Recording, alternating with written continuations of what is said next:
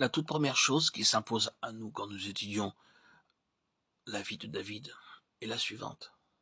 Le propre de l'onction, ce qui la caractérise, c'est qu'elle met absolument de côté les ressources naturelles de l'individu, aussi bien que ses déficits naturels. Tout ce qu'un homme peut tenir de la nature, elle l'ignore et n'en tient aucun compte. C'est très important, remarquez. Du commencement à la fin, la parole de Dieu manifeste avec une parfaite clarté ceci.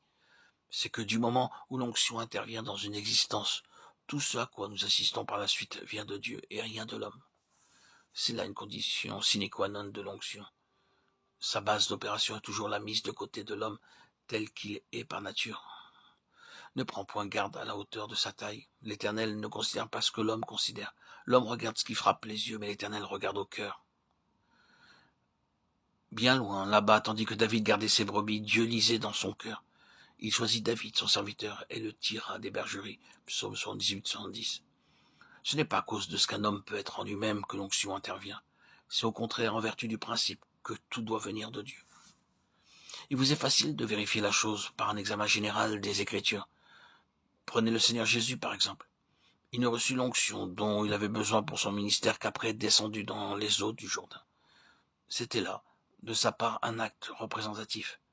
C'est comme fils de l'homme, membre de notre race, qu'il se laisse ainsi ensevelir, par son baptême, qui n'est autre qu'un symbole de sa croix.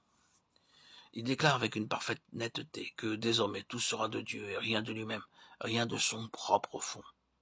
Je ne fais rien de moi-même, dira-t-il plus tard. Jean 8, 28. Dans les eaux du baptême, il a symboliquement parlant, accepté de disparaître. Et c'est sur cette base-là que l'onction va exercer ses effets.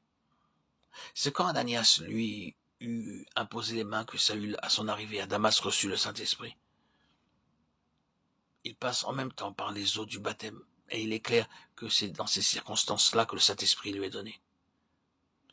Mais la manifestation de son onction ne devrait apparaître que plus tard. C'est probablement quand il reçut l'Esprit qu'il reçut en même temps l'onction pour son œuvre à venir. Mais l'expression de cette onction ne devint visible que dans la suite. Il reste 2 ans en Arabie, il rend son témoignage, c'est vrai. On peut remplir un ministère occasionnel sans que nécessairement l'onction reçue se manifeste à ce moment-là dans toute sa portée. L'onction a toujours pour but la réalisation d'un point spécial du plan de Dieu. C'est en vue de cet objectif spécial que l'instrument est choisi et que l'onction est donnée. Or, pour bénéficier de l'onction dans sa plénitude, il est indispensable qu'auparavant, tout ce qui est de nous-mêmes ait été mis de côté, que nous ayons renoncé à nos opinions personnelles, à nos préférences, à notre manière de voir, car ce n'est qu'alors que le but de Dieu peut nous apparaître tel qu'il est réellement, et non plus coloré par nos pensées humaines.